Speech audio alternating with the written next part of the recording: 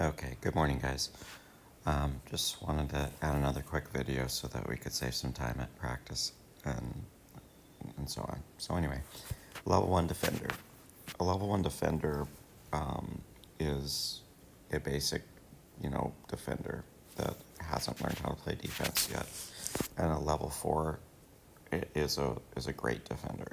Okay, so we're just going to cover a couple of these things and read these for you to think about. So a ball watcher is somebody who is watching the ball and they don't realize what is happening behind them or in their zone because they're not looking around. They're just watching the ball and that's it. So you don't want to be these things very often as a level 4 defender. So the next one, plays man when the team is in the zone. There was confusion. They're not playing the right defense. Next one, rarely communicates on the field with teammates. Just kind of a quiet player, doesn't communicate well. A hugger is a poor help defender. A hugger is close to the player that is in their zone, but they're way far away from the ball, and so they are drawn away from the ball to a non-threat. They're hugging their player when they don't need to be so close to them. They need to be in a position where they can help. They also rarely have their stick in the air. They don't look threatening. They rarely have their stick in the air. Often too upright in their stance, and they're unable to move efficiently, so they're always frequently standing up instead of in a defensive stance. They're not a low player. They don't move much. They're just plopped in their zone and occasionally flash. I call these players also clean jersey players. They don't do any dirty work. They don't get ground balls. They don't see a lot of cause turnover statistics. They are, now let's call it that.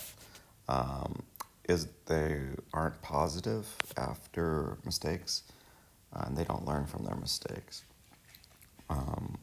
This one is another one, level 1 athlete, I would call it.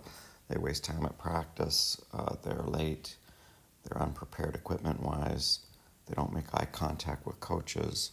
They don't nod when they understand what the coach is saying. They just are staring off into space.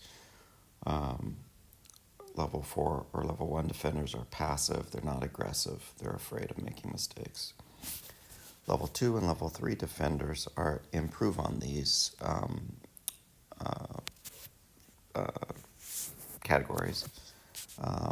And I'm not going to go into every detail about these at this point, but you get the idea. You want to improve. You don't want to be a level 1 player. You want to be a level 4 player. But level 4 players aren't made overnight. You got to work. You can get to be a level 2 or level 3. Might even be, some of you may be a level 2 player, but remains to be seen. Level 4 players where we're headed. I want to talk about the 10-80-10 principle because I don't think you can get there without starting to think about this. 10% of the people do an above average job.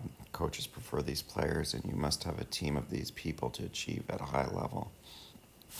80% of the people do what they're supposed to do. They're not bad. They're your average person. They show up for work and they do their job. At 5 o'clock, they're out of there.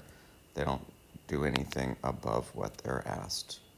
And they may not even do what they're asked all the time. They don't work on their game outside of practice. They are in average condition. They mostly know what they're doing on the field, but they would never be the type to look up Mercer Island statistics and memorize who's who. I did that for you on the left.